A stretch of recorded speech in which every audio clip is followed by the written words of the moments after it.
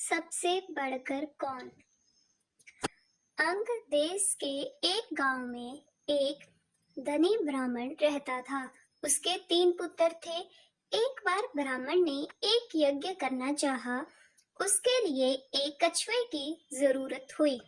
उसने तीनों भाइयों को कछुआ लाने को कहा। वे तीनों समुद्र पर पहुंचे। वहां उन्हें एक कछुआ मिल गया।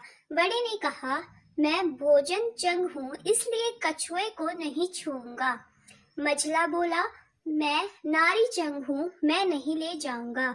सबसे छोटा बोला, मैं सैया चंग हूँ, सो मैं नहीं ले जाऊंगा। वे तीनों इस बहस में पड़ गए कि उनमें कौन बढ़कर है। जब वे आपस में इसका फैसला न कर सके तो राजा के पास पहुंचे। राजा ने कहा, आप लोग रुके, मैं तीनों की अलग अलग जांच करूंगा। इसके बाद राजा ने बढ़िया भोजन तैयार कराया और तीनों खाने बैठे।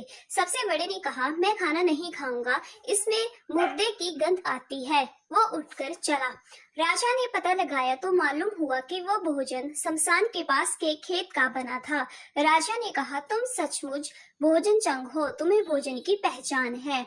रात के समय राजा ने एक सुंदर स्त्री को मझले भाई के पास भेजा। ज्यों ही वो वहां पहुंची कि मझले भाई ने कहा, इसे हटाओ यहाँ से, इसके शरीर से बकरी का दूध की गंध आती है। राजा ने यह सुनकर पता लगाया तो मालूम हुआ कि वह स्त्री बचपन में बकरी के दूध पर पली थी।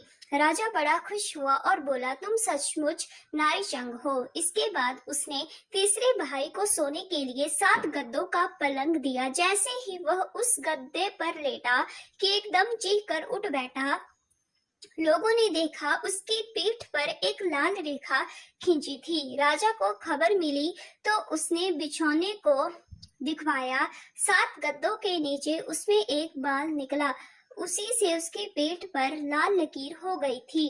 राजा को बड़ा अचरज हुआ। उसने तीनों को 1-1 लाख अरशिफियां दी। अब वे तीनों कछुए को ले जाना भूल गए, वही आनंद से रहने लगे। इतना कहकर बेताल बोला, हे राजा, तुम बताओ उन तीनों में से बढ़कर कौन था। राजा ने कहा, मेरे विचार से सबसे बढ़कर सैया चंग था, क्योंकि उसकी पीठ पर बाल का निशान दिखाई दिया और ढूंढने पर बिस्तर में बाल पाया भी गया। बाकी 2 के बारे में तो यह कहा जा सकता है कि उन्होंने किसी से पूछकर जान लिया होगा। इतना सुनते ही बेताल फिर पेड़ पर जा लटका। राजा लौटकर वहां गया और उसे लेकर लौटा तो उसने यह कहानी कही।